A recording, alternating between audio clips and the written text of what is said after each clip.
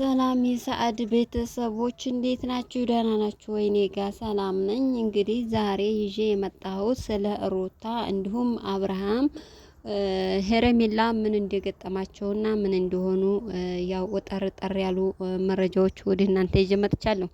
እናንተ መከታተል እንዲሁም ደግሞ አስተያየት፣ ኮሜንት፣ ሸር፣ ላይክ እያደረጋችሁ ቤተሰብ እንድትሆኑ ስል በትህትና ያው እናገራለሁ ማለት ነው። ዛሬ እንግዲህ እንደተለመደው አብርሃም ሄረሜላ በጣም ከፍቷታል።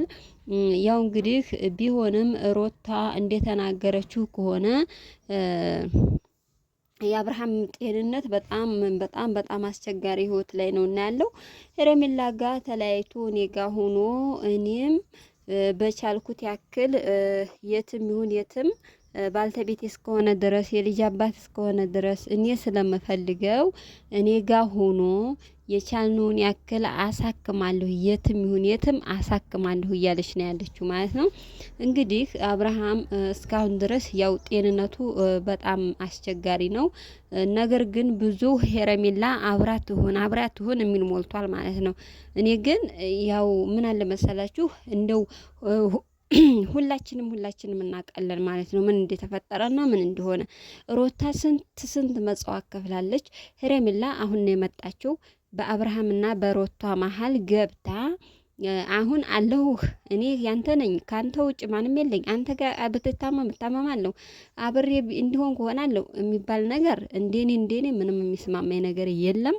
አሁንም ቢሆን ሮታ በቃ አብራ ሮታ ጋር ሆኖ ክፉ እንደጉን ብዙ ነገር አሳልፈዋል ማለት ነው። ብዙ ነገር ያው ሁላችንም ተመልካቾች እንዲሁም አድናቂዎቻቸው ብዙ ነገር አይተናል ማለት ነው በሮታና በአብርሽ እና አሁን ሄረሜላ አሁን የመጣችው አሁንም ብትመጣ በሱ በአብርሃም ላይ የተደረገው ድርጊት ይሁን ሁሉ መጽዋዕት ያስከፈለችው እሷ ጋር ቢሆን ነው እንጂ ሮታ ጋር ሆኖ በቤተሰብም ይሁን በጓደኛም ይሁን በምንም ይሁን የደረሰበት ነገር ሲደርስበት አብራ እንደሆነችና አብራ ከሱ አልነጠልም የተፈጠረው ቢፈጠር ብላ ብዙ መጽዋዕት ስትከፍል እንደነበረ ሁላችንም አይተናል። ስታለቅስ ምን ስትል ብዙ ነገር አይተናል ማለት ነው። እና አሁን እኔ ልል የፈለኩት ምንድነው ሮታ ደግሞ ያው እንደተናገረችው ከሆነ ምንም ነገር ከእኔ መውጣት የለበትም፣ አልፈቅድም። እሱ እኔ ጋር መሆን አለበት፣ አብረን ጤንነቱን እጥርለታለሁ ነው ያለችው። ቤተሰብ እንግዲህ ደግሞ አሁን ላይ ምንድነው የሚሉት እንትና ሮታም ጋር ይሁንልን ሄረሜላም ጋር ይሁንልን ልጃችን ህይወቱ ይትረፍልን አብሮ ይሁን ነው የሚሉት። ይህ እቃቃ ጨዋታ ነው እንጂ የእውነት ከሆነ እኔም እንደራሴ ሮታ ጋር ሄረሜላ ከአብርሽ ህይወት ወጥታ አብራ ሮታ ጋር ሆኖ የልጁ እናት ናት አብራ ብታሳልፍ ብዙ ነገር ስላሳለፉ አብረው ቢሆኑ አብራ ጤናውን ብትጥርለት ባለው ነገር አብረው ቢሄዱ ደስተኛ ነኝ።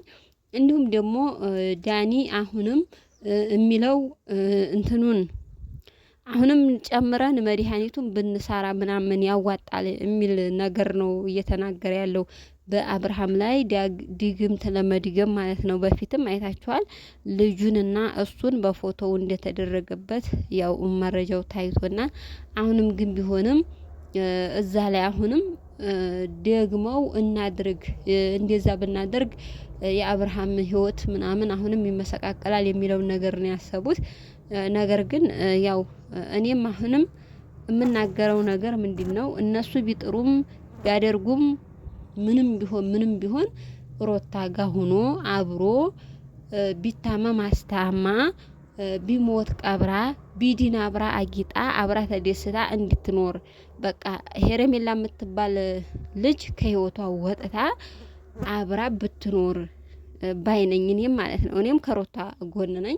ሮታ ነው የምገድፈው እኔ ይሄ በህይወት ላይ ምክንያቱም ነገጧት እኔ በእኔ ላይ ምን ይፈጠራል እኔም ሴት ልጅ ነኝ ብዬ ነው እንጂ የምፈርደው እዚህ ጋር ሄረሜላም ጋር ይሁን ሮታም ጋር ይሁን ማንም ጋር ይሁን ህይወቱ ይዳን እምልበት ነገር የለም።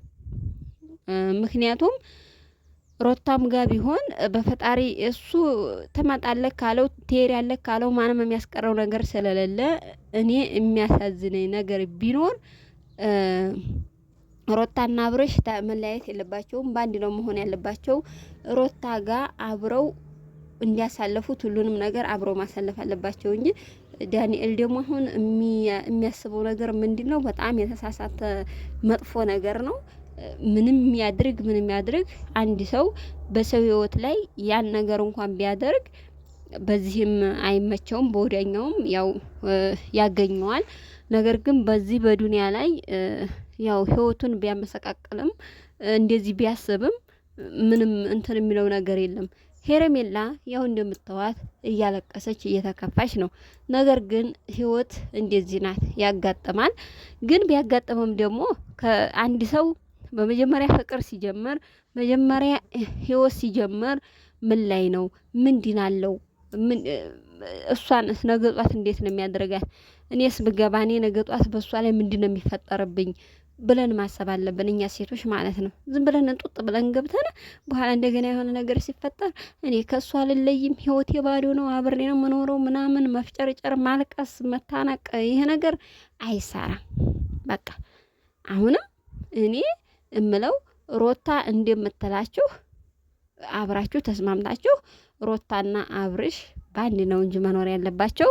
አሁን ሮታን ግዴታ እያሳመናችሁ ሄረሜላ ከኋላ የምሰቀስቀው ነገር ካለ በጣም ከባድ ነው። እኔ ይህን ነገር አልገድፍም ማለት ነው።